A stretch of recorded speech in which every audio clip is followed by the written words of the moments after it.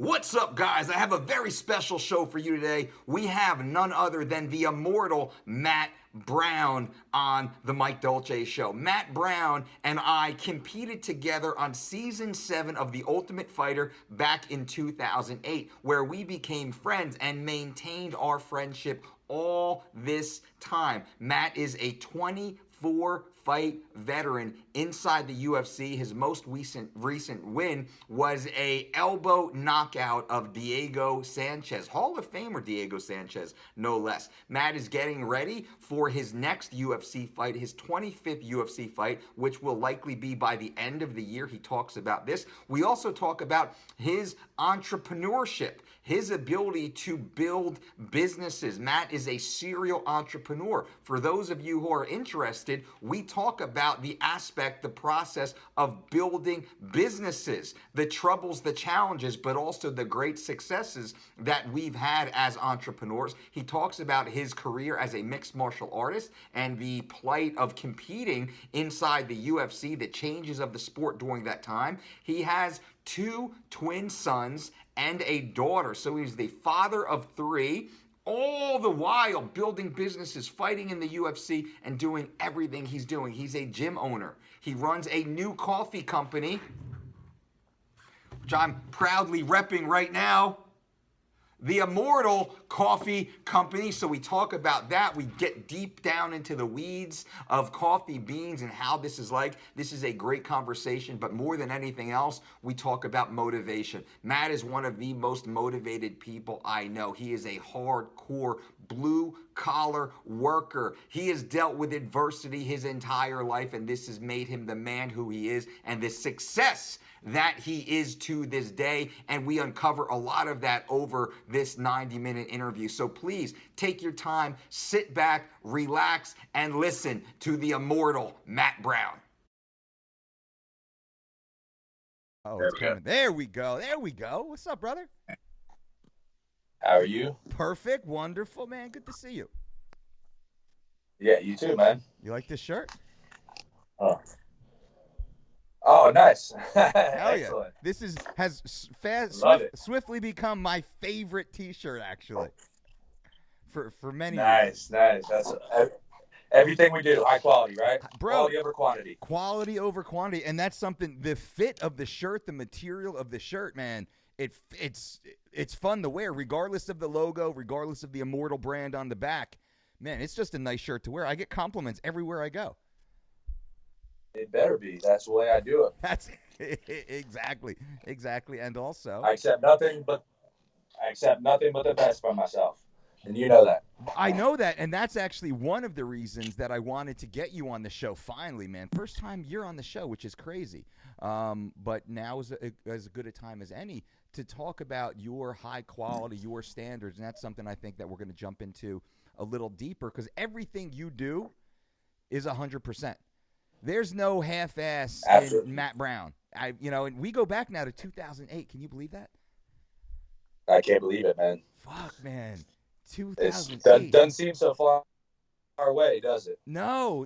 And that's the crazy thing about life, man. How quick. I mean, you got two babies, 2 kids now, adolescents running around the house. 3. I got 3. Shit, that's right. 3. Got a little girl now. How old is she? Yeah, my little girl's 3 years old now. Okay. You got 3, I got 2. And she's a little firecracker. I bet. And your 2 oldest, they're 2 boys? 8. Yep, they're 8 years old. Twins. Yeah, twin boys, and the little girl is, more work than 2 boys, man. Them girls are just spark plugs, man. They never, like, you talk about attacking things relentlessly, man. Yeah. That girl, she's got it in her. She will go. She catches her second wind, then her third wind, then her fourth wind, and there ain't no stopping in her. She's, everybody asks me, they say, man, what are you going to do when some guy comes to the house and, you going to beat him up or what? I'm like, no, I'm going to say, are you sure, buddy? Are you sure you want to deal with this? Like, take her, get her off my hands. Good luck, buddy. Exactly. And she has daddy wrapped around her finger, I'm assuming? Oh, yeah. You know how that goes. Yeah, you can't stop it, man. You don't realize how much of a bitch you are until you have a daughter. And that's a good thing. I say having daughters brought out a part of my personality I didn't know I have, and I'm so thankful for them for showing me that. Right? Yeah, yeah, good call. Because hopefully my estrogen levels didn't get Not too too much. far increased, and hopefully it didn't mess up my testosterone too much. But yeah, you certainly find out things about yourself you did not realize existed. Absolutely, and I think that's a necessary part of the human process is to have that wide range of feeling, of emotion, of Mm-hmm. vulnerability. Because I think having girls in my life, having daughters, shows a level of vulnerability that I might not have embraced. If I was always just surrounded by boys, which we are, right? We're gym dudes, so we're always in the gym. We're always around Yeah, testosterone fueled guys, and it changes being in a house, with women, especially little ones. for sure. Are you gonna try for a third? No, Or we're have a good. boy? We're done. Two and done. It's Game's man to over. man defense right now. We're good to go. Game's over, huh? I got you. Yeah, we had the two boys, and we're like, we need a girl. Yeah. So Yeah. you got two girls. You should try for a boy. You You got to know, pass on the lineage, man. and what we're gonna do, part of the deal with the girls is they're gonna keep the Dolce last name, no matter who they marry. If they ever do marry, they're always gonna Nice. be a Dolce hyphen whatever their schlub husband's name is gonna be. So I'm gonna put that into Yeah, their brain now. I'm just hammer it into their head, and they're gonna be so proud to be a Dolce that they're not gonna want to give up that name. good stuff, man. Good stuff. Yeah. So how's everything Buddy, life else, man? life is good, man. Like we moved back to the East Coast again for the family, so we're surrounded by family. We're living on the beach, which is where we grew up. So we're home. And I know you travel the country quite a bit also, but you're back home, right? Back in Ohio. Same deal, man. Been around, seen this, seen that. Yep. You kind of realize, man. The answer is not out there, man. It's within yourself, and Yep. no matter where you go, there you are. That's the And you truth. got to deal with your damn self. So, um, yeah, there's a little bit, especially in the sport. I think there's a little bit of kind of, man, what are they doing over there? What are they doing over there? I Yeah. want to see. They must be doing something different. I mean, sport isn't, it's not like wrestling or boxing. It's very, very simple. There's lots and lots of pieces to that puzzle that we're trying to put together. Yep. Well, I come to find that the missing piece was inside my damn self. And I think if there's one thing I've learned in this sport over all the years is, the answer is not anywhere outside of yourself. It's within yourself every single time. That's it. And you've had you've had one of my favorite careers inside the UFC simply because you've had ups and downs in your career and you've always battled back. And I think that represents much more of the fighter experience and the martial artist experience. And I do, I talk to a lot of guys, we're around a lot of guys, and I'm like, all right, this dude's a fighter, this dude's a martial artist. Now, those who don't know MMA, they're going to look at you and be like, Matt Brown, he's a pure fighter. Say, no, that is a fucking martial artist right there. Matt Brown is a samurai, actually, traveling the world, focusing on himself. Just like you said, this is an internal journey for you. It's not an external rewards-based process like many of the prize fighters, right? So, Absolutely, and that's what the Immortal really represents. You can knock me down, you can kick me, you can bury me 6 foot deep, but I'm immortal, motherfucker. I'm coming back, and I'm digging myself out of that hole, and I'm coming back. And I would argue that the whole martial arts versus fighter thing, there's no such thing as martial arts without fighting. yeah, Um, Otherwise it's just an art, yeah, and it's not even truly an art until it's expressed, right? Like you can sit there and I use the analogy for the music all the time, right? Like we can sit there and play guitar. I play guitar on the side, and I can sit there and play notes all day long until I express that, in a setting where there's something to lose. yeah, It's not really an artistic expression. It's just simply me practicing notes, and that's why a lot of these guys that just come to the gym and just practice. They're not really martial artists. They're just they're practicing skills. yeah, Until you express it, which is what martial. The literal translation of martial is combat, yeah, right? So it's the art of combat. So if you're doing karate, you're not doing an art, yeah, or absolutely. you're not doing a martial art. You're doing an art, And I wish there was some way I could change this whole paradigm. And you know, I don't know if I'm the guy to do it, but you know, I get sick of these people saying they're martial artists when, you know, well, what do you know, what art are you expressing? You know, Yeah. like you could be a fucking dancer. You know, is that a martial art? Yeah. You know, where do you draw the line? You Yeah. know, until until it's expressed as a true expression of yourself, it's not really an art. Now, would you say those who actually get in and spar, that's an expression of the martial aspect of the art, or do they actually have to enter some sort of organized competition or street fighting, something along Yeah, those lines? yeah, and so it's not true combat when you're sparring, right? Yeah, it's training. That's not it's not combative. That's you know, and it can become combative. It depends So on you the know, gym you're going to, right? Yeah. yeah, I've certainly been to a place like that, and that's where you're truly practicing your martial art. Yeah. And you know, that's what I would call that, practicing your martial art. You're still not martial artist, so Gotcha. but you are practicing your martial art in that aspect. And I, you know, I don't necessarily condone that either. I mean, that's not necessarily a necessary piece of the puzzle that you need to do at least all the time. Um, but yeah, I still, you know, the gym, you know, I think that, you know, those lines could get pretty gray in there, but you know, we could certainly, you know, we could talk about that all day long. Yeah, and there's also a gentleman's agreement. Let's say when you're on the mat, you're lined up against Yes. someone. You know how hard each of you are going to go, and typically it levels up, right? I catch you, you get me back with a little bit more. Then I'm looking to get you back, and with We all been this, there. we all been there, right? Before you know it, shit, you're looking. I mean, you look over and you see someone's getting knocked out, scrape back up and put in the rounds again. We've been to these facilities and shit that might have, been one of our own rounds back in the early Mm-hmm. days, and that's part of the evolution.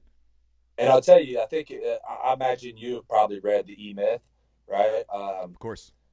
Most business owners have. Um, you know, he talks about how there's the technician, there's the entrepreneur, Yep. and there's like a manager, right? Yep. You know, a lot of these, you know, it's almost the same, right? There's the martial artist, and then there's like a technician, Yeah. right? Like John Danaher, a brilliant, brilliant guy. But he's a Absolutely. technician. He's not a martial artist because he hasn't went out and expressed that art in the form of combat.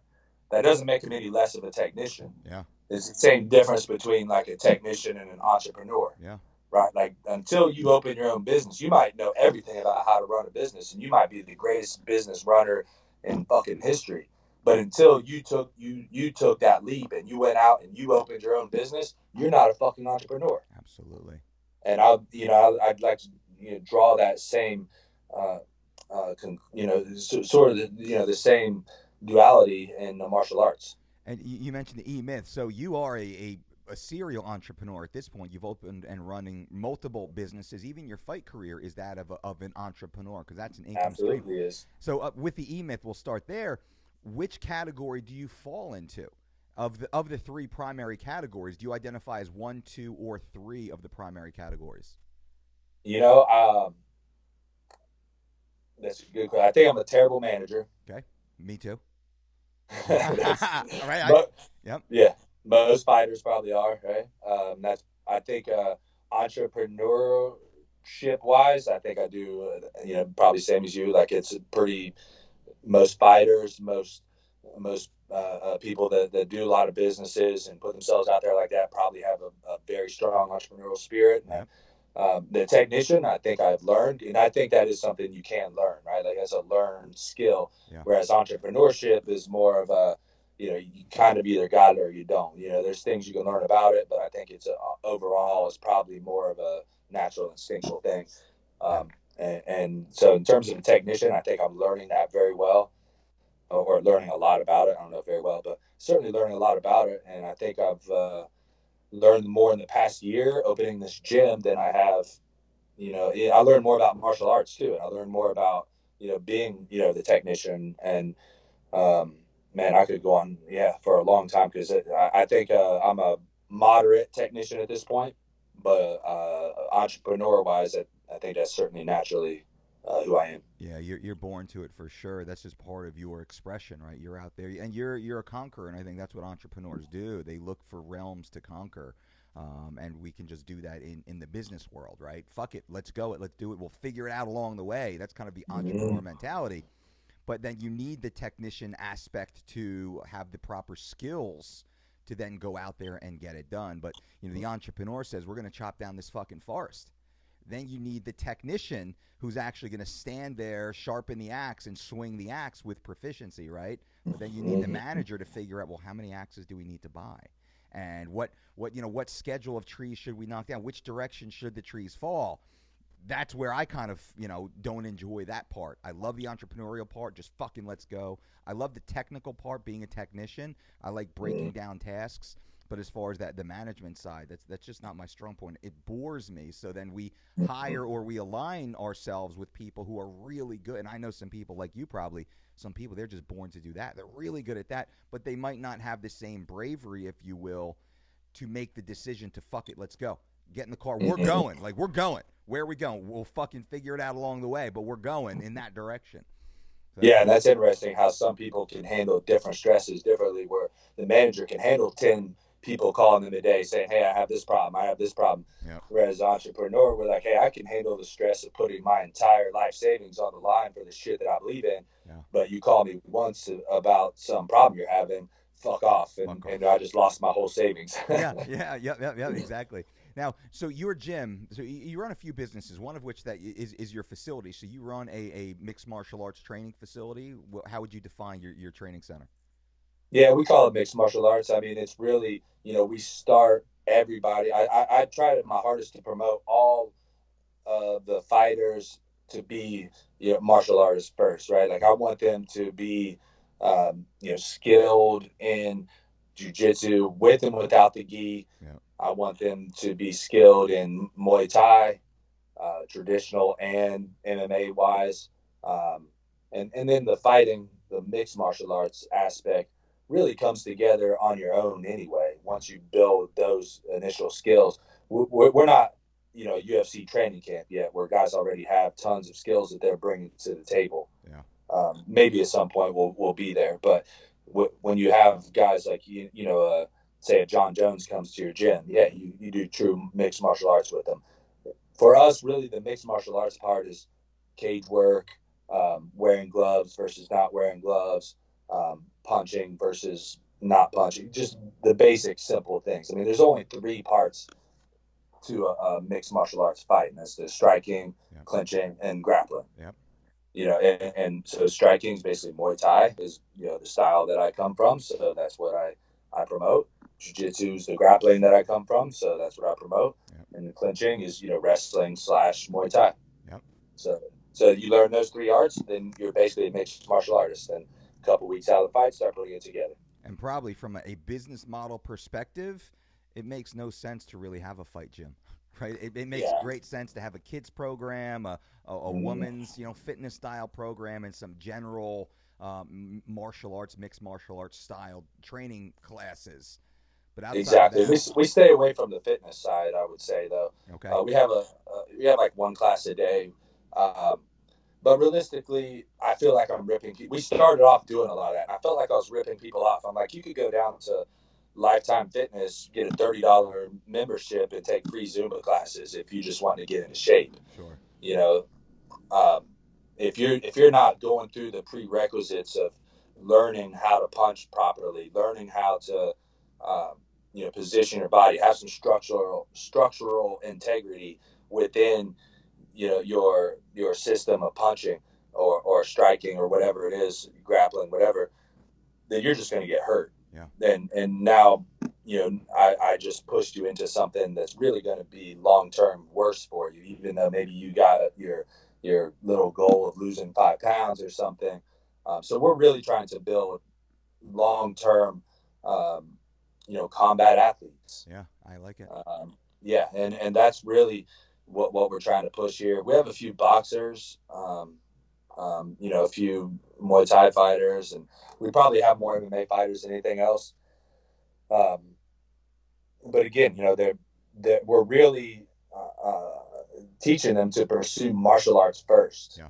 I have everybody say, before you're representing the gym, you're in a mixed martial arts format, you're going to go do some jiu-jitsu first. You're going to go do some boxing matches first. Yep. You're going to learn each art. Then you can mix the arts together. Everybody wants to go out there and fight. And You're right. I'm like, man, you can do that if you want. Like, I'm not going to stop you, but you're not going to rep my gym. Yeah, absolutely. And it's back in the early days, most of us would go out and compete in Naga tournaments or Grappler's Quest tournaments, or put on a gi and just get into whatever, do some Muay Thai fights, do some amateur boxing fights.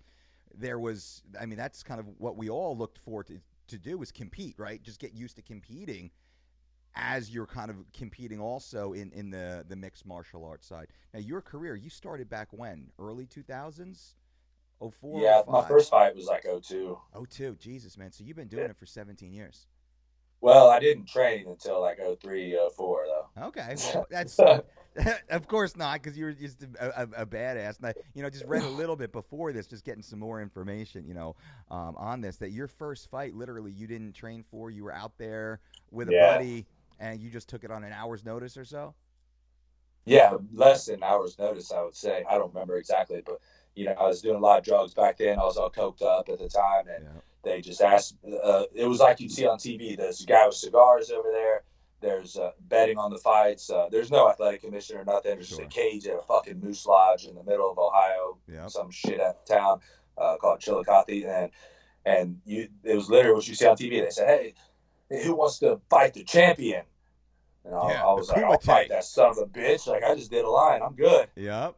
Shit. So I went across the street. I had to buy a mouthpiece over at the sporting goods store across the street. My friend who was supposed to fight, I think he was supposed to fight Wes Sims that night. Oh, wow. Okay.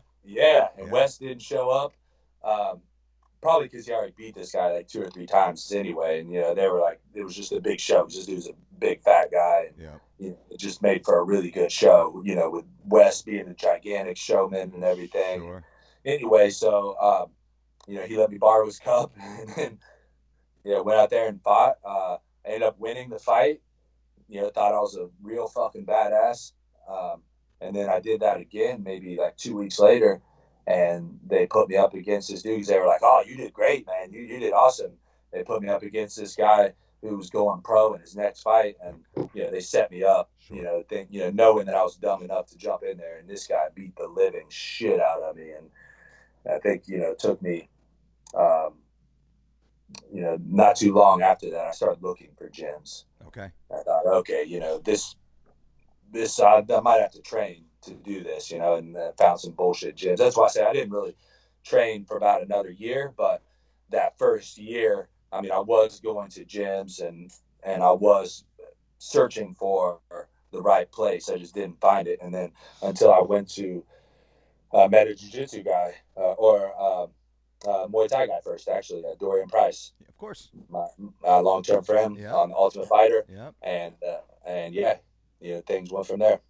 So that's in Ohio. You found your way. Did you train with Jorge Gurgel and Rich Franklin and those dudes, right? Because they were later on. Okay. So where was kind of what I wanted to talk about a little bit is you had a journey. You jumped to a lot of gyms. I remember you being affiliated with Matt Hume for a little bit, right? So you're up there with Hume. You kind of down affiliated with Rich and Gurgel and some of those guys for a little bit. So you bounced around on your journey, right? The samurai journey, if you will, just kind of collecting skills. For sure. Where else did you Rich jump was around training to? So Rich was training with Matt when I first started hanging out with him and getting down there. So they're down in Cincinnati. I've always been out of Columbus. Yeah.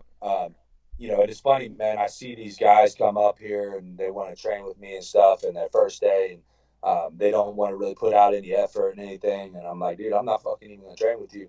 And I remember back in my day, when I first met Rich, like I used to drive down to Cincinnati just to watch him train. Yeah. And I would say, hey man, anytime you need another person, just let me know. And I'd sit there on the sidelines, and at least 5-10 times I would drive 2.5 hours to get down there just to watch the son of a bitch train. Wow. And how blessed was I just to even see him train, and I remember the first time I got to spar with him was after he'd lost to Anderson Silva, and he beat the shit out of me, but that was a process, driving 2 hours every couple of weeks just to watch the guy, and then they finally earned their respect, and they let me get in there, and then things started really snowballing from there. Rich really helped me a lot. He hooked me up with Matt Hume, Yep. and I was just very blessed to get to be around those guys and understand that level of dedication. Absolutely, and at that time, I mean, Rich was at the top of the world, right? That's a Yeah. legitimate world champion, and the proximity principle to be around that type of successful individual that rubs off on you, and you might not realize it at that time, right? Because we take our beatings, but at the same time, that his level starts to rub off on you and gives you an awareness of what it takes to be at that level. I couldn't agree more. And Rich is even more particularly exceptional in that Yeah. area that you're talking about. I mean, a lot of guys are world champions because, because of their talent, or because they'd be world champions anywhere they went, Sure. right? Rich was, not really like that. He's a world champion because of his hard work, his intelligence, Yep. his dedication, all the right things.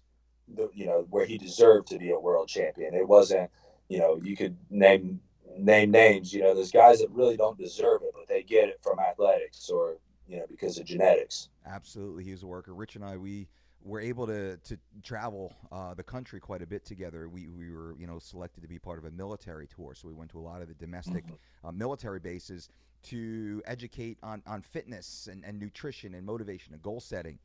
So what a great partner to have on these very topics, because that's his life, right? Couldn't say it better myself. And what a guy that just deserved it, man. Hey, if you don't mind, can I use the restroom real quick? Yeah, go, of course. So USADA was just here a few minutes ago. I didn't have to pee, so I chugged a ton of water, and I've had to pee every 5 minutes since. But of course, I didn't have to pee when they were here. Yep. Are they waiting for you? So, no, they left. So, but I was chugging water the whole time, like just trying to get them out of here. So, yep.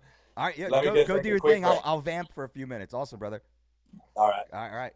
There we go. Matt Brown going to potty, quick potty break, USADA break, and that's one of the most interesting things, or one of the interesting things about mixed martial artists and what they deal with is the constant harassment. I say this in a friendly way by USADA, where USADA shows up at their house, at their gym, at the hospital, like happened to Uriah Faber recently. Uriah Faber's wife is giving birth, and USADA shows up at the hospital when Faber has a newborn baby just to test him, just to drug test him. So now USADA has chased Matt Brown down to his facility so they can get a sample from him, which means Matt is still in the testing pool. And that's something that we're going to talk to Matt about when he comes back, because Matt hasn't fought since 2017, where he earned a victory over Diego the Nightmare Sanchez, at welterweight at 170 pounds. And it was a nasty finish, an elbow finish, just crushed Diego. I felt bad for Diego in that moment. But now Matt has been out of the game for a little bit from a competition perspective. So I definitely want to have a deeper conversation now at this age, this stage of life. And there he is coming back. You feel better? Yeah, man. I have the biggest baby bladder you've ever seen. You do not want me to sit in the aisle or window seat on the airplane. I pee like crazy until USADA shows up. Suddenly they show up and I never have to pee. Don't have to go, of course. How often do they come and test you? It varies all the time, man. Gotcha. So I've been tested, day after day before, 2 days in a row. Sometimes it's been 3-4 months in between. It's very, very random. The one time was the worst though, because since I have a baby bladder, I usually stop drinking. I drink a lot of water, but I stop around 8-9 o'clock at night, so that by 11 or 12, hopefully I got as much out as I can, and I don't wake up in the middle of the night having to pee, even though I do anyway. But I try to get it, just mitigate that as best I can. Well, they showed up one time at 11 o'clock at night. I don't have to pee. I'm like, damn, what am I going to do? Stay up all night, So start drinking some water. So I got to pee. Takes like 2 hours for me to have to pee. Finally, it's 1 a.m. Finally get enough pee, because you have to fill up a certain amount, right? Yeah. Man, the second they leave, got to pee again. 3 a.m, got to pee again. 4 a.m, got to pee again. So, it happens. Are they sitting in your house for the 2 hours while you have to go? Yeah, you're not allowed to leave their site once once it's begun. Okay. Because you could go contaminate, or you could, Sure. go get a Wizinator thing, or whatever. Sure. And what a pain in the ass that is. For It like, is. because you got kids at home, and like it's 11. I couldn't imagine 11 o'clock at night having some random stranger sitting in my living room staring at my dick, waiting for me to Yeah. take a piss. Right? Yeah, and that was when my daughter was born too, or young still. So she was, getting up at 6, 7 in the morning. And I remember I didn't get much sleep at night, but Yeah.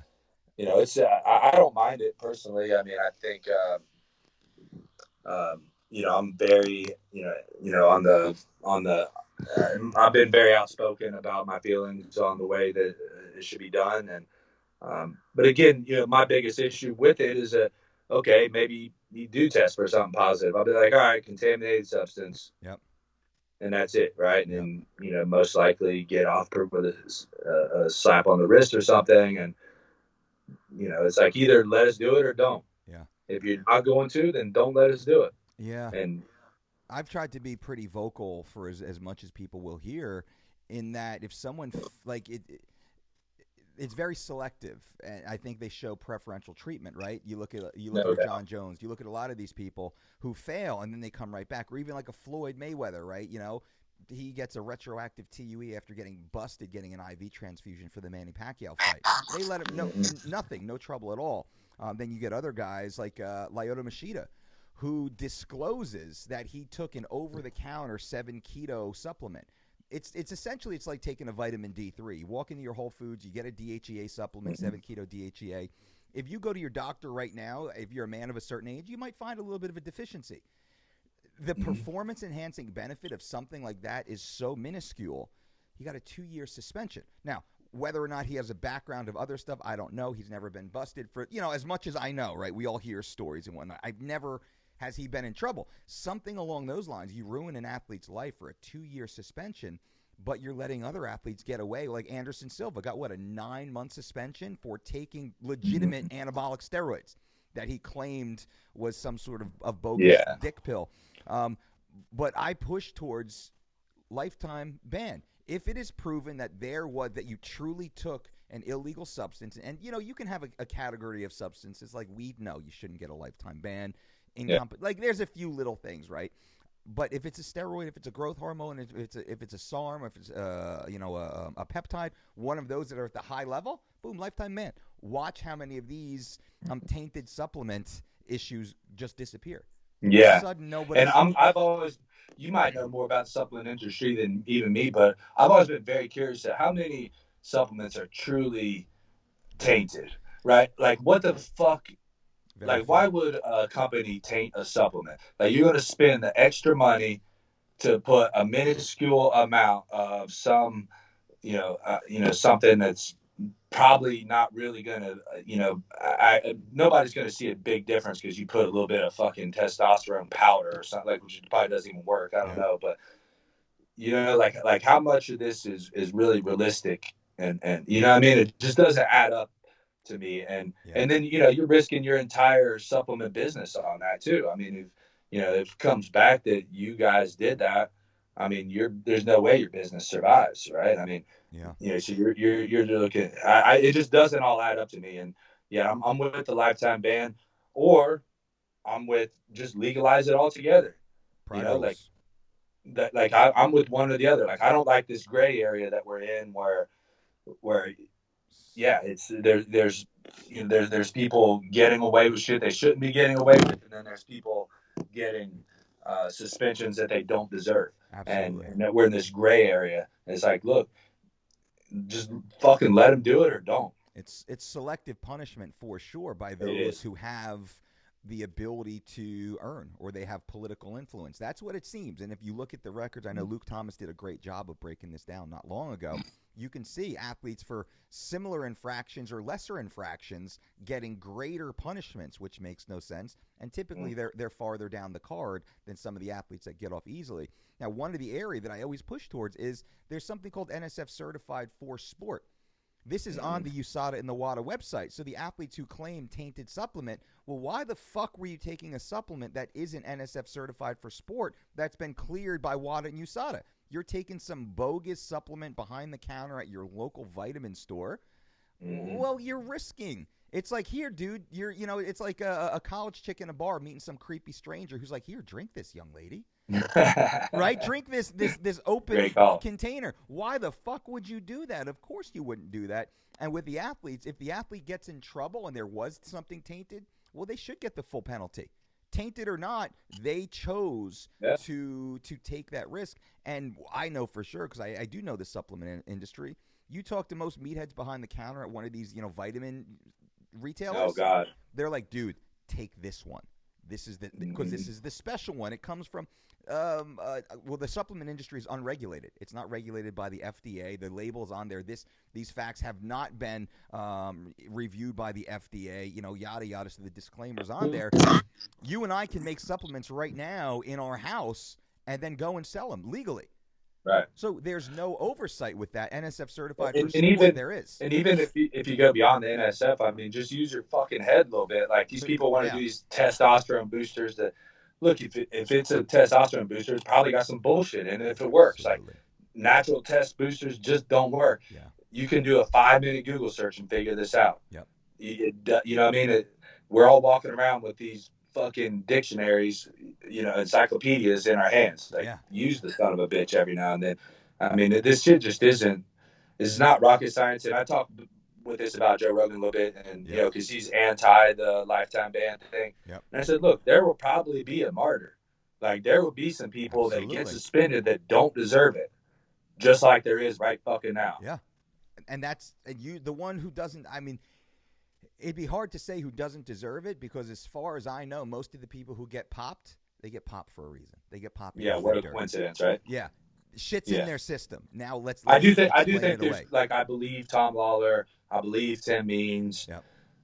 Yeah. I mean, there is instances where I believe them, and they could probably prove it. But again, let's say that they didn't deserve it. You're still going to be like the one in 10,000. Yeah, and especially like if it's a lifetime ban, like, you're going to be adamant about what you put in your body, every fucking thing. And that's the point, right? It's like, the stricter the penalty, the more diligent the people will be in making sure that they don't take the risk, especially with your career, right? You guys work too hard to build a career to get to the point you can make some money to blow it on some bullshit pre-workout supplement.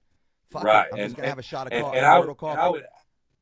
As I said, I would add that when I say lifetime ban, I mean, like, there's the potential of that being there if they say, if it's clear, like, you injected something into your body that you knew, you know what I mean? Like, we're saying like you knew it, right? Like, almost like first-degree murder. Like, you planned this shit out, you knew what was happening, you knew what you were doing.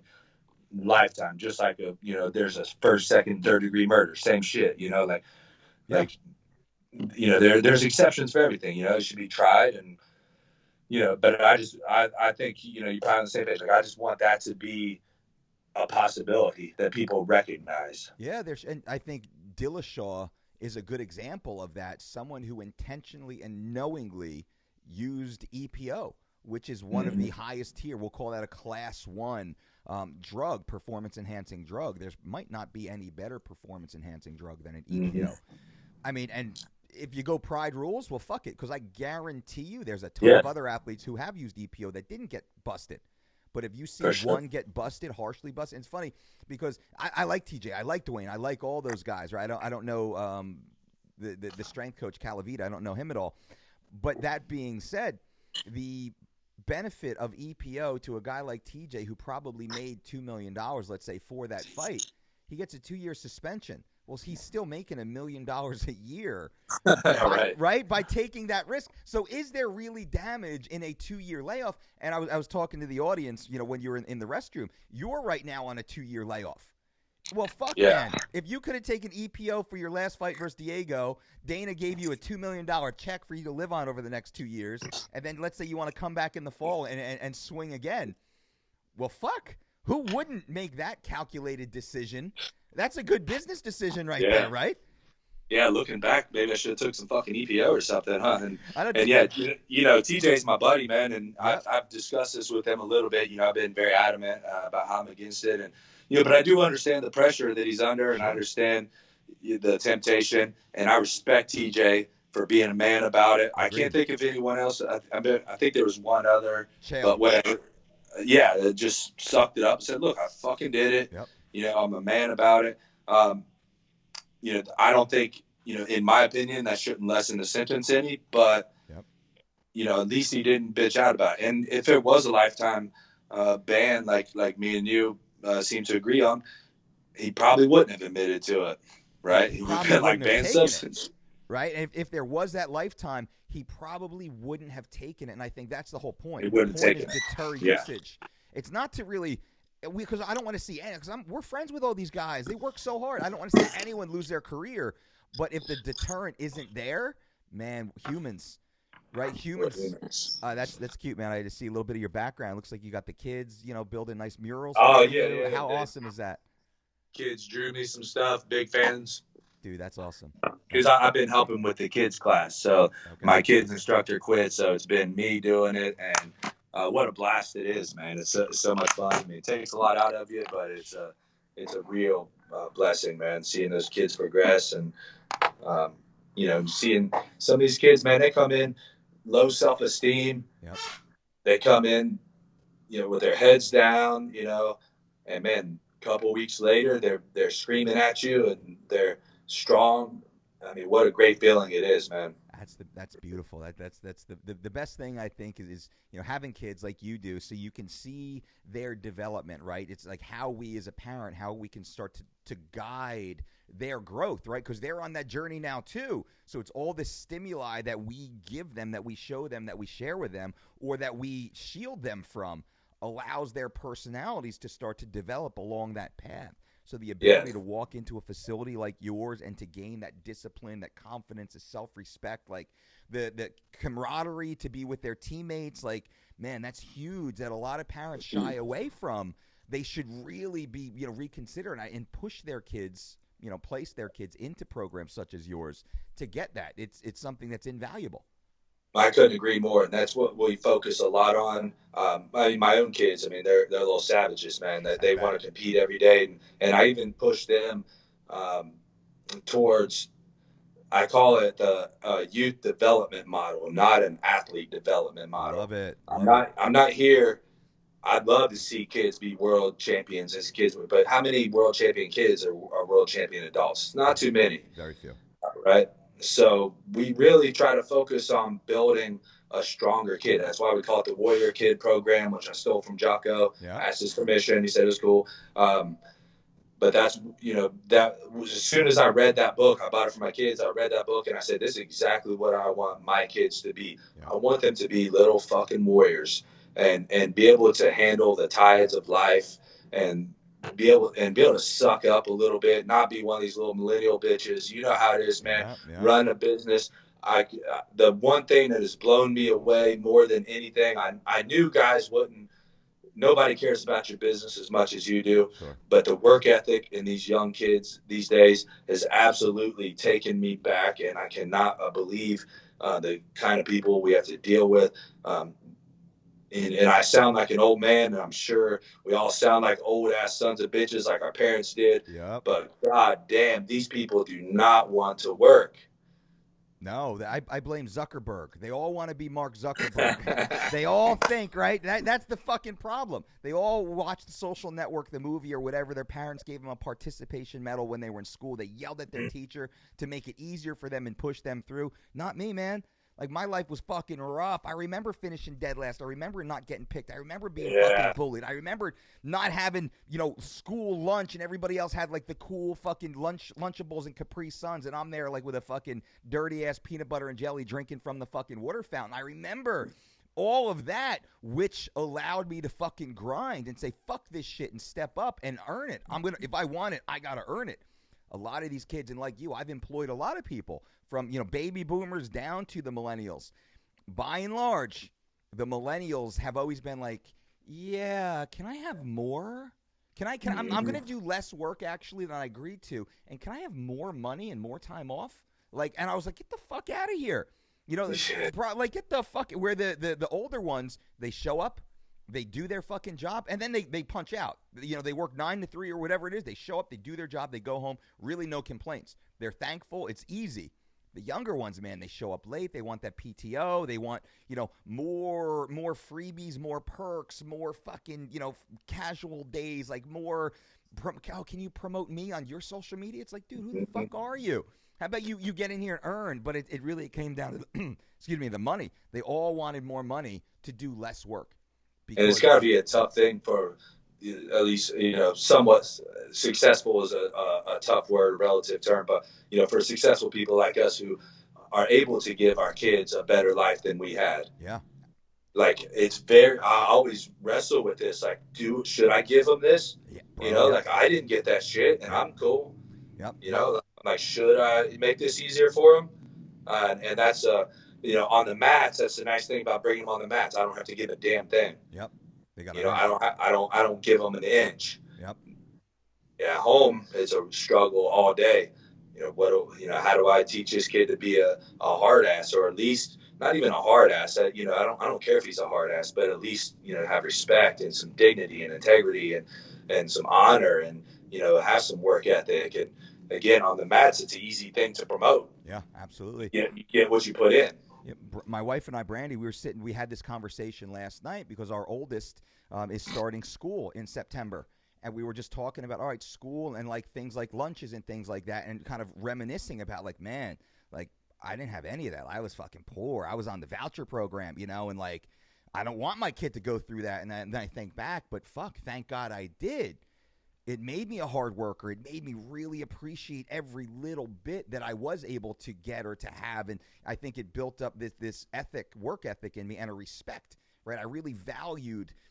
I mean, I'm a blue collar dude. I value hard work. I value like being fucking sweaty and exhausted at the end of a long day. I enjoy that. And now, because I'm a little more blessed in my life, I kind of find ways to suffer a little bit because I almost feel like I've gotten it too easy. So I find ways to like, I'm going to go to the fucking beach and I'm going to run dunes this morning and then try and make myself puke. It's like, dude, you're 43 years old. You're not competing for anything. Like in my mind, like, dude, just sit on the fucking lawn chair and sip your coffee. And like, no. And then in my mind, I'm like, no, fuck that shit. I'm going to wake up before everybody else. I'm going to fucking I'm going to try and puke. Like, this is the sickness. And I know you got a fucking sickness in your head too. Yeah, I don't necessarily consider it a sickness though. I mean, we enjoy the process. Yeah.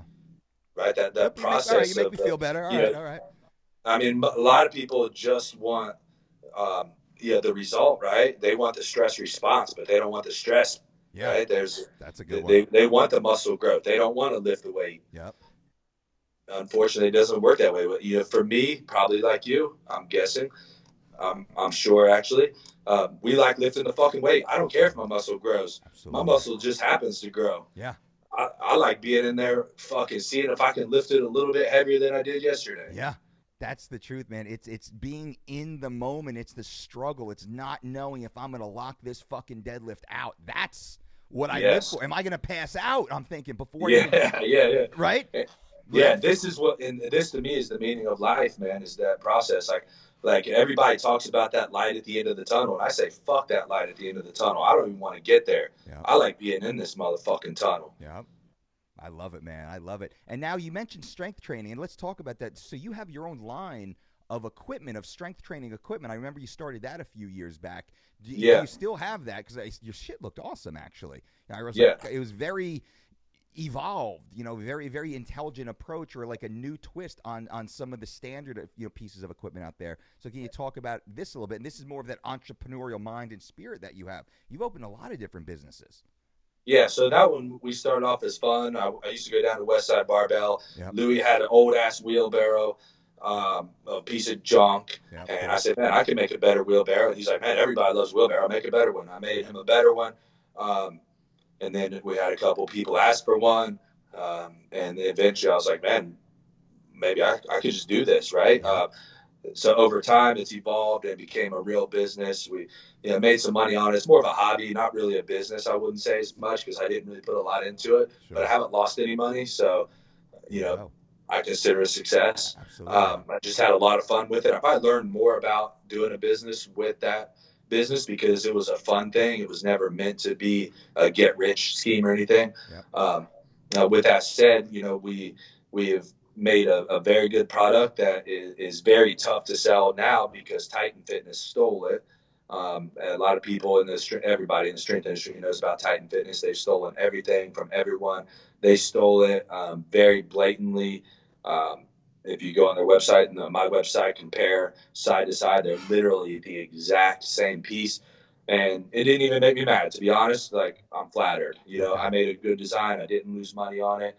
We worked very hard, or had a lot of fun working hard on it. So more power to them, do their thing.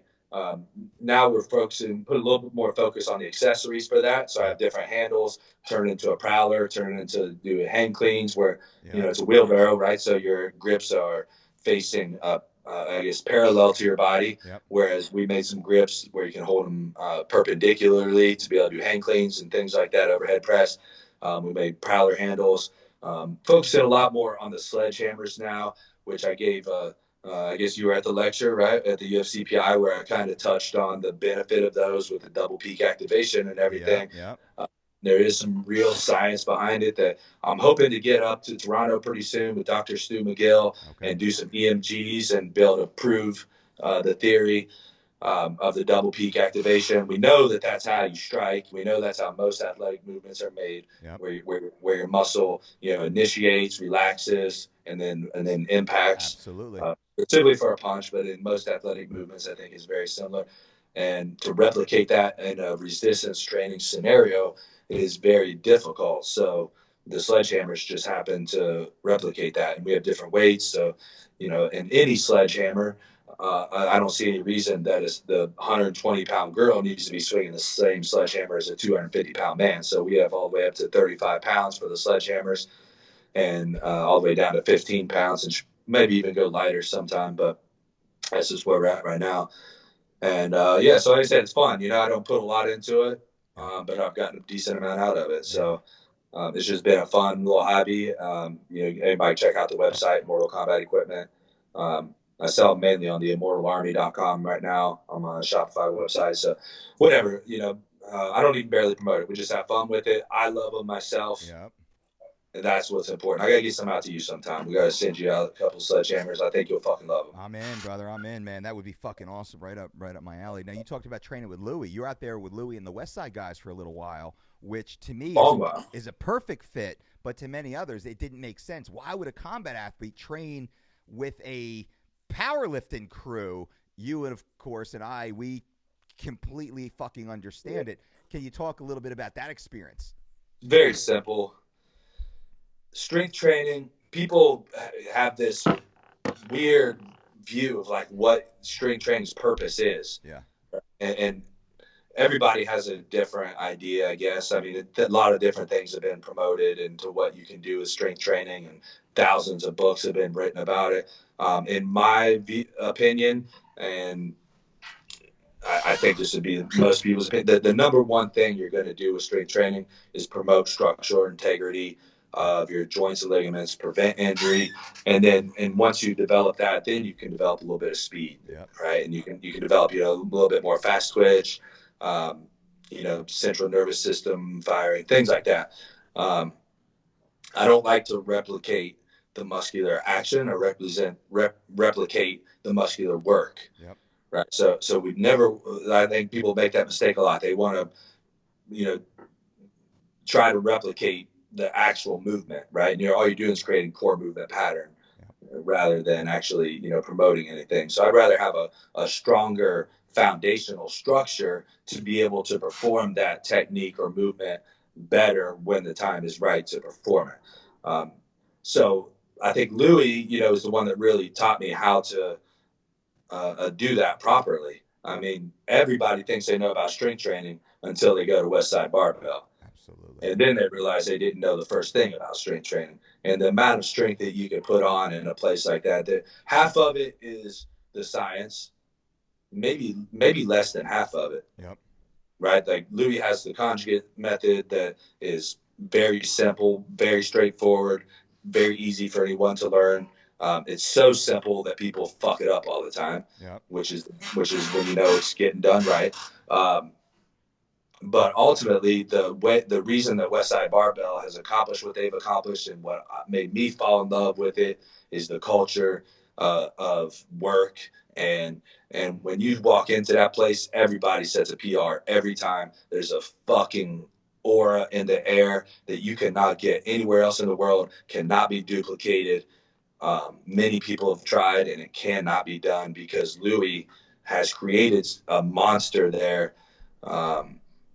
This guy, he puts about, a lot of people don't know this, he actually puts about $100,000 a year into the athletes. He doesn't charge membership, he pays them. Wow. Right. And that's, I didn't know that. That's why you can't duplicate it, right? Like, we have to do businesses. Yeah. You have to have a business. You have to make money off the athletes. Yeah. Now, for them to get paid, they also have to meet a certain standard. Sure. Now they work jobs outside, but they get their uniforms paid for, they get their training for free, they go to meets for free, things like that. So that's when you put all those pieces together, you cannot duplicate what they're doing there. Unless maybe someone like you could possibly do something like that, right? Where you have your business already on the side, and then you can promote it through that. That's the way. That's kind of how Louis does. He makes his money off the books and the equipment and stuff like that. And then uses the athletes, let's say, as marketing to prove the concept of the books, the products, the services, the reverse hyper, all the other specialty equipment that he has. I would say that that's probably a smarter model to use them as marketing. Yep. But he doesn't market them. He uses them as experiments, as guinea pigs. Yeah, that's crazy. Of course he does. Yeah, because Louis is a fucking scientist. He's a mad scientist, and he's a genius, and he uses them to show, look, this works or it doesn't work. Yep. He's a legend, of course. I mean, he's probably the most influential strength coach in modern history, right? Yeah. I think what Louis done has really touched every aspect of sport, whether people know it or not. Just the conjugate method itself, you see a lot of even bodybuilders that gravitate towards, and they might not even know it came from Louis and or Westside. Many strength athletes, of course, the good ones follow a version of the conjugate or Louis' special exercises. Some of the exercises you've never seen before till Louis started to promote and talk about them. Now you see them everywhere. You see MMA guys doing floor presses with chains, shit that you never saw before. Yeah, and unfortunately, most of them don't even know why they're doing it. They just seen somebody else do it. That's true. That's the funniest part about it. I mean, well, we see all kinds of things, right, in the strength world. What a fucking mess of a world that is. Yeah, what a shit. And that's sort of, to me, like what's disappointing about that world is you can make a lot of money and a lot of, get on Instagram, get a lot of followers by promoting bullshit. You promote what's real, what works, the simple, because it's so fucking simple. No one cares. And even from a nutrition standpoint, the biggest criticism against me, my team, my staff, our principals, everything Dolce does is simple. Dolce just talks about the same shit over and over and over again. This is what all the fools out there say, all the PhDs that come up with their fat-adapted, keto, carnivore, supplement-induced, macro-fitting bullshit. They're always jumping. I say they jump with SEO hashtags. Whatever pop culture keywords say, that's what they're doing. What we do is, man, we just swing the axe. We just look at the basic fundamental principles of human biology and biochemistry, and we just replicate and repeat. We make, few alterations maybe based upon the individual's physiology, the individual lifestyle, geographic availability of certain foods. The principles don't change. Just like Louis, just like gravity, we say there's certain governing universal principles that I didn't make up this shit. I just observed them, realized this is what's happening, and now we just try to find ways to apply them to the individual. Whether you're in Brazil, whether you're in Ohio, whether you're in South Africa, okay, here's all the basic principles. Now this is just the daily application based upon your background, your history, and then your stated goals moving forward. So it's all the basics, man. It's all the fucking basics, and people don't get that. It used to make me mad because I used to say, like, listen, man, you got all these PhDs that they went to school, they got these big acronyms next to their name, but their results are shit. Now, I don't have a PhD, but my results are fucking stellar, and they have been for 20 plus years. You can look at the data of our experiments, and you can see the success. And it used to get me mad that people would offer criticism of us instead of praise. And then I realized, oh, fuck, it's the ego. Your ego, their ego is damaged or frail, so they refuse to accept what's true. And I don't even take ownership of this. This is just me observing reality as it is, and then just trying to apply the craft as a technician, let's say, for those who actually need it. And this is something I think that in his own way, let's say a Louis Simmons does.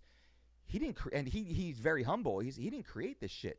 This is what he observed to work the best amongst the greatest spectrum of humans. And this is what he continued to test, to observe again, to retest, to observe again. And that's really the application of the scientific method. It's all it is. And it always comes down to basics, regardless the industry.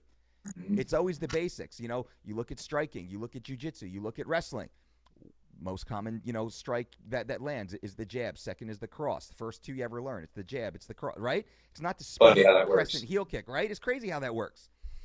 So our slogan here at the gym is simple, not easy. Bro, that's fucking genius. That's awesome. That's awesome. That's simple, right? Simple, not easy. And again, you being a world-class athletic competitor, you are governed by the most basic principles of your craft. Simplicity. But not easy, because the amount of work that goes into, let's say, the pursuit of perfecting the simple is never ending. Jordan Burroughs will never shoot the perfect double leg. He's got a good one, but in his mind, man, a little slow. His hips were a little low. His head was a little high. Like his hand wasn't all the way around. His timing was a little off. Like he didn't drive through perfectly. I'm sure in his mind, in his coach's mind. Fuck, man. In the gym, I guarantee you Burroughs is drilling the fucking double hundreds of times a day, thousands of times a week. Still. Right? Yeah. To use one simple example. And we see it as perfect. He doesn't. He doesn't, for sure. I would. To me, it looks fucking perfect.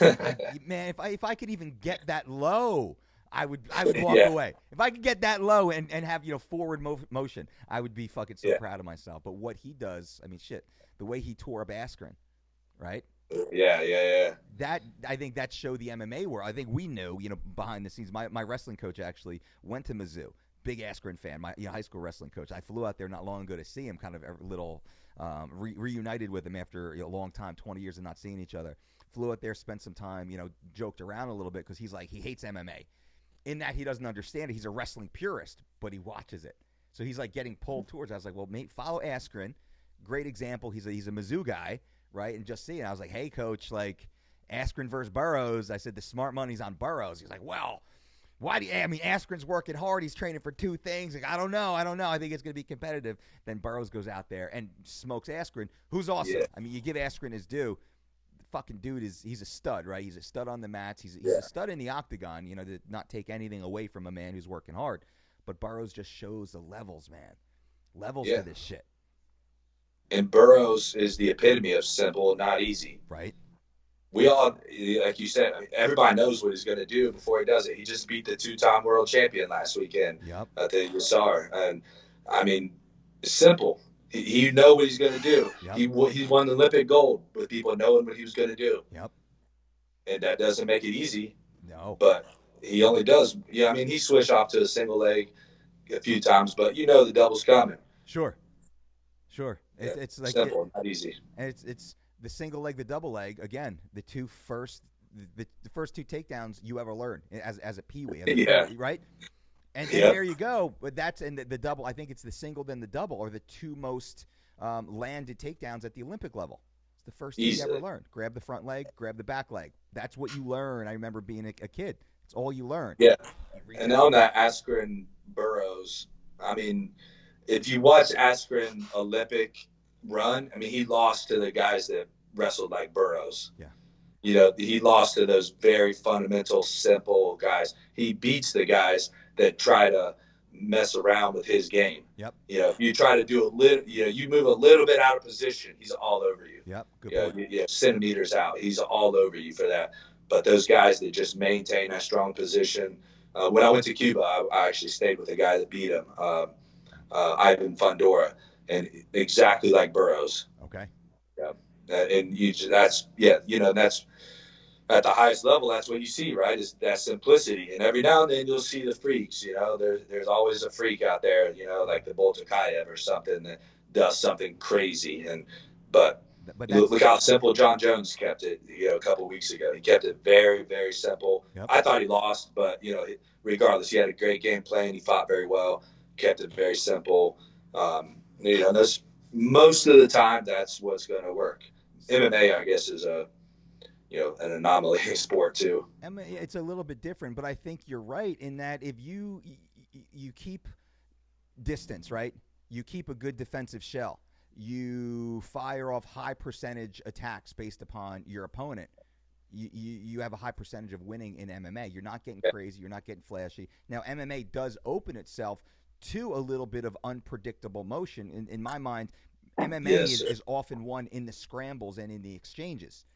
The person who exchanges or scrambles better typically gains a dominant position and can land something. But it's maintaining distance, knowing what your range is, keeping that defensive shell so you're not open to something silly, right? A unexpected attack.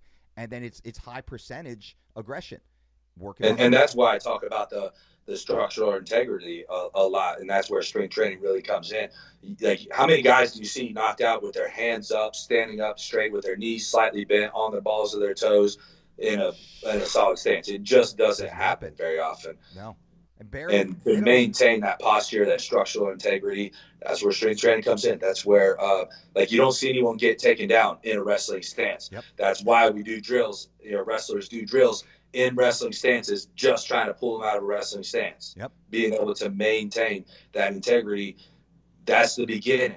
And that's the beginning of a business. That's the beginning of an athlete. That's the beginning of a strength. It's everything is right there. Yep. It's funny you say that because back in high school, the same wrestling coach I was talking about, Glenn Anderson, he used to make us, we had stance drills. It'd be 45 minutes in our stance, and if anyone broke stance, the clock would restart again.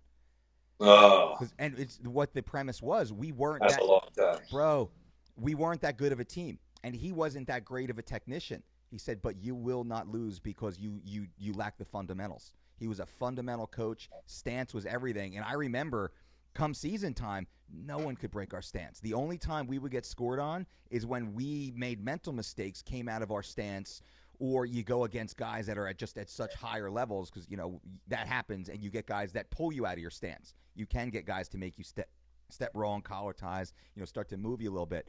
But those drills, even to this day, man, that sticks in my mind. 45 minutes. And in a short period of time, the body adapts so well that it becomes rather easy, where the stance almost became our comfort zone. Instead of standing up straight, and then you got these kids walking around in these hunched over stances all the time. Probably stunted my growth a little bit, but at the same time, it was, it was simple, not easy. It was not easy, but it was so simple. Maintain your stance. That's all you got to do. Maintain your stance, move around the mat, and we just simply kind of stalk. Man, I do it. When I go wrestle with the Ohio State guys, man, we do it for 7 to 10 minutes, and that's miserable. For sure. But now imagine if they forced you, said, all right, anyone who stands up, the whole team starts over. Guaranteed within 2 days, you guys would all have a 45-minute stance. Because it becomes more mental than anything, right? For sure. Muscles give out the first day or two. You get yelled at. You get in trouble. It turns into an hour and a half practice. Short period of time, it doesn't happen anymore. Yeah. It's always amazing what the mind can do. Absolutely. Now, I want to talk a little bit about the current state of the UFC welterweight division. How do you see the division right now? There's a lot of jockeying for position at the top. Who's got Usman's got the title right now. You got Covington. You got Masvidal floating around. You got Robbie Lawler fighting Colby here. Any dark horses even that might be coming back. Woodley's talking about coming back, for to contention. What do you see the division looking like? Do you even pay attention? To be honest, I don't pay that much attention. I didn't think so. I do watch. I like watching. I like talking about it, and I like seeing the new techniques that come out, the new things guys are doing. Yep. But yeah, I don't really pay so much attention to who's ranked where and who's fighting who and all that kind of stuff. It's just there's just too many goddamn cards these days, man. Yeah, and it's cool. It's great. It's what we all wanted for many years. Yep. But it's harder to keep up. It's not quite as exciting to me as it once was. Yep. I remember getting pumped up for Shamrock Ortiz, just waiting months for it. Dude, I can't wait. And then it happens, and we have a huge party and everything for it. Yep. Good old days, man. And that's the next point I wanted to talk about is you've been in the UFC for over 10 years now. How do you see the evolution or de-evolution of the UFC since the time maybe you got in as an athlete, maybe even just a few years before? I started coaching at Team Quest back in 2004. Randy and Linlin and Tanner and all those dudes were in. So it was the pre-tough days. But even like, so then you have, the Ultimate Fighter came out in 2005. So I kind of got in just before that. And I remember when guys were making 2 and 2, stoked to make $2,000 just to show up, right? And then the guys on Tough One were making 5 and 5, and that was a big deal. And some of the veterans were pissed off that they're making $5,000. I think our season that you probably started 8 and 8 on that first contract. Yeah. We started 8 and 8, but the standard UFC was 3 and 3, or maybe it went up to 4 and 4 at that time. But yeah, the tough but guys we were getting 8 and more. 8 because we were on the show. Yep.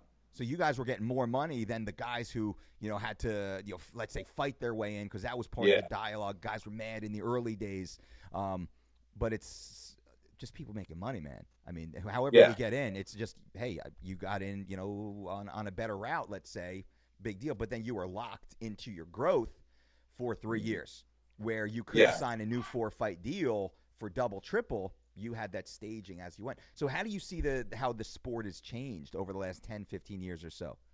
Yeah, I think probably you're probably similar to me, where when we were coming in, it was about fighting and it was about martial arts and it was about having fun, and we just wanted to go out there and fight. And these guys, it's turned into a real business, and these guys see the business, and there's nothing wrong with that. I think it's necessary, and I wish that I would have done that. Rich told me, one of the reasons I stopped training with Rich actually is he told me, treat this like a business. And I was so fucking mad at him that I didn't want to train with him. And I kind of moved on away from George's around that time, because I was like, they're fucking businessmen. They're not fighters, and looking back, I was like, man, that was stupid of me. But, to me, like, that's what it was about. It was just about fighting.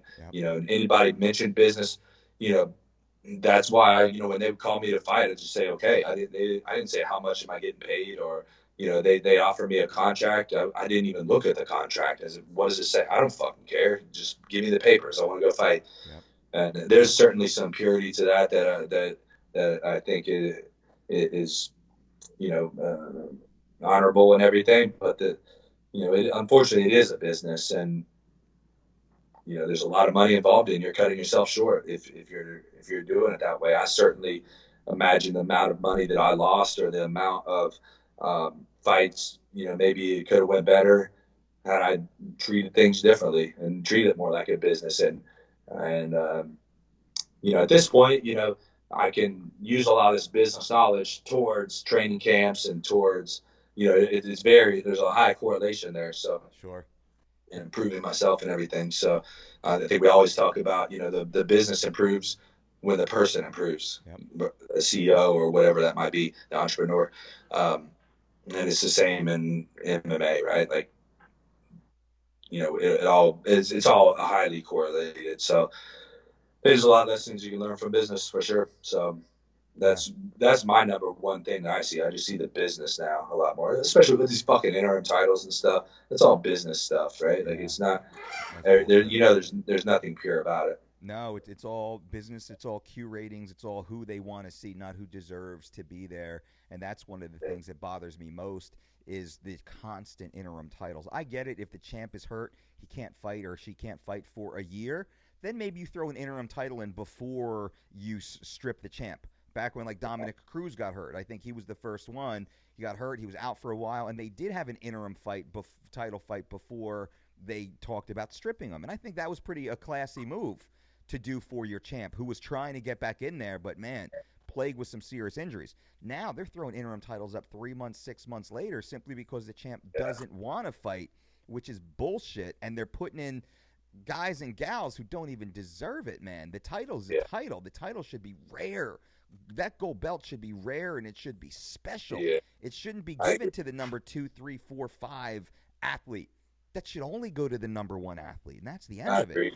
And there's the two sides of it, right? There's a dichotomy there where, with all the things that the UFC is doing, especially with WME and everything, they're getting more eyes on the sport. And that's what, 10 years ago, when me and you were probably on the underground, scrolling through to see who won, we were sitting there talking about, man, this would be badass if it's ever on TV, or, and then they make the Fox deal and everything. And it's almost like, I'm a big metalhead, right? And it's almost like when Metallica was doing, this ultra pure badass music, and then they sell out and now they got, shows with 50,000 people, and a lot of us purists are like, man, fuck them. Yep. But come on, more people are listening Yeah. to hard rock, like more people are watching our sport. It's supposed to be a good thing. Yeah.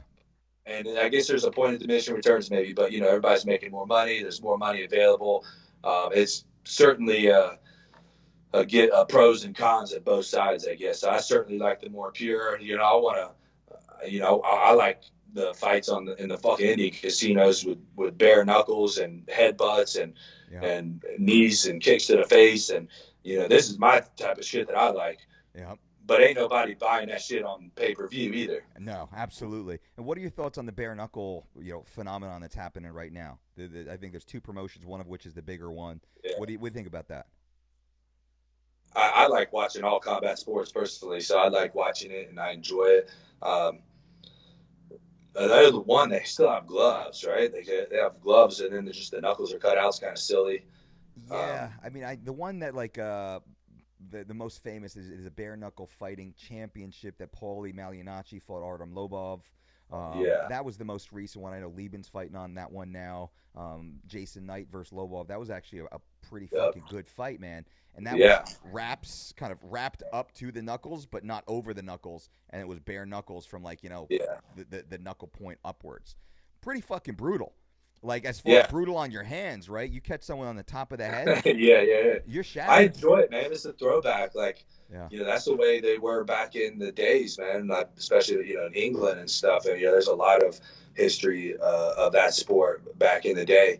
So I personally enjoy it, man. But, I'm an old school traditionalist. I like blood, and I like intense fights. And I like the guys that go in and throw down. So I personally enjoy it.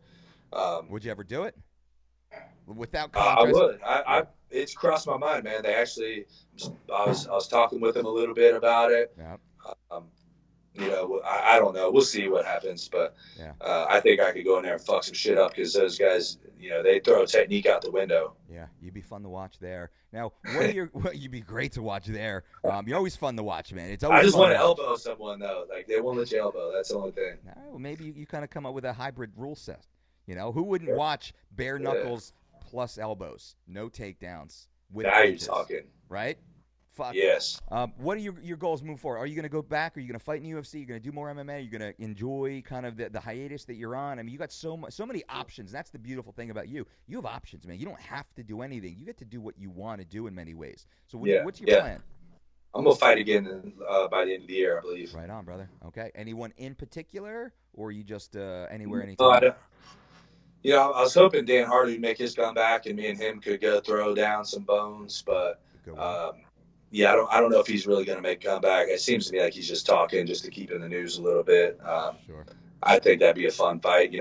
I was supposed to be, when he found the wolf heart, is that what it was called, that he had? Yep. When he found that was me and him had signed to fight. That's and right. that was whatever medical exams we had to do for the fight. It was it was cut short. I'd love to be able to pull that back, but I guess he was talking about 155. Lots of things. Whatever.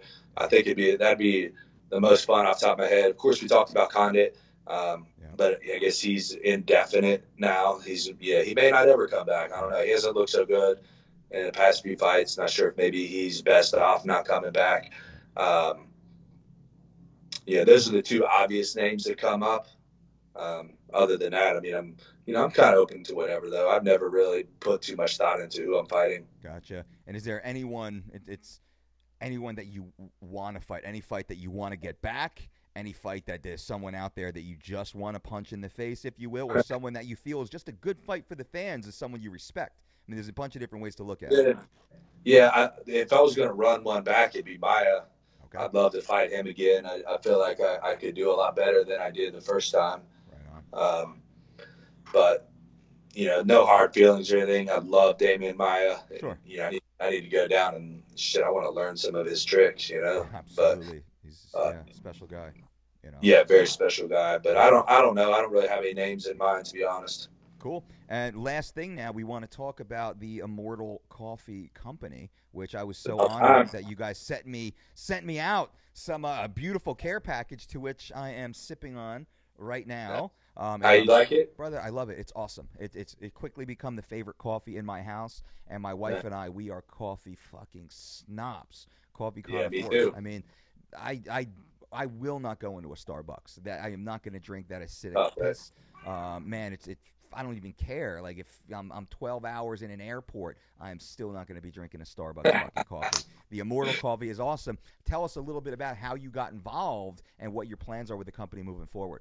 So funny enough, man, I was with on the Ultimate Fighter coaching with TJ and Elliot Marshall and them, and they that was originally when I first learned about what good coffee was, because I remember one day it was before we were going to the show, I said, yeah, let's go swing by Starbucks, and they're like, Starbucks, fuck you. I was like, whatever, man, it's good coffee, you know. Yep. And then they took me to a real place, and I tried some real coffee. I thought, wow, this is a little different. Okay. Was it And that was Samba? right around when I first started drinking it black. Okay. Oh, yeah, we were there in Vegas. I can't remember the name of the place Samba we went to. latte? That sounds right there. The one was on Jones. Yep, Samba. I remember because in you and I 215. saw each other at the trainings at the PI, and we talked about it. It was Yes. Samba latte. Yep, it was right there. Yes. It was Yes, one of my it's favorite great. spots in town. Yep. Yes, great coffee. And that was right. Yeah, so that was right around the time when I was just learning about what real coffee is. And then I've worked with a guy, that's done coffee business for a long time. And I just started talking to him about the details of the coffee. And he started telling me how he sources coffee and the difference between the elevations and how you can wash certain coffees and others are done, different ways, and why some are bitter and why some are sweet. And, the different roasting processes. I mean, we went on for hours, and that's my business partner. His name is Connor Flynn. Yep. Great dude. Gave me, shout out to Connor.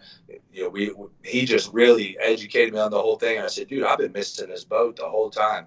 And at that time, we just decided to go for it. We said, look, let's do some real good coffee, man. Let's put something out there that people are going to enjoy. And so we've worked together on putting this Immortal Coffee together, and so far it's going really well. We're having a lot of fun doing it, and we're getting really good coffee out to a lot of people around the world. Right on, man. And the way people get it is online right now, which makes it so simple, right? You go to, is it immortalcoffee.com? Yeah, we got theimmortalcoffee.com. You can do a subscription, which makes it way easier, or you can just buy by the figure out which one you like, buy by the bag. Got some bags right here, right? So like this, it's a good looking bag. Well made, high quality, easy little Ziploc top, which keeps it nice and clean. Get a little smell out of the tab right there. We got, and it'll come with a little card every time, or a sticker. I don't know if you got one because you got yours comped, but generally it come with a little card or a sticker that will tell you where it came from, the elevation it was raised at, how it was washed, how it was processed. It's all kosher certified. It's all specialty coffee, not gourmet coffee, which a lot of people don't know the difference between that. We're working on getting a part of the SCAA, the Specialty Coffee Association. Okay. So I think that's what it stands for. So it's all fair trade, fair source. I forget. Yeah, we get it from only the best. We're not out there just getting it from some poor farmers that are grinding and killing themselves to do this. I mean, there's a lot. The coffee trade is very big. There's a lot of people out there doing really good things, helping the world's economy with coffee. And there's a lot of people that really care about it. And now we're one of them. We really care about it. We care about the people, and we make sure that from the beginning to the end, everything is fair and everything's done properly. That's awesome, brother. And as you go down into the coffee wormhole, if you will, the coffee rabbit hole, man, it goes deep, right? It goes so deep. And there's this whole beautiful culture inside this world. One of the shops that I go to, it's called Turnstile here in New Jersey. And it's a mom and pop shop, but they're opening a few different franchises. It was a father and a daughter who just, when the daughter was like in high school, they bonded over coffee. And they would start to travel the world.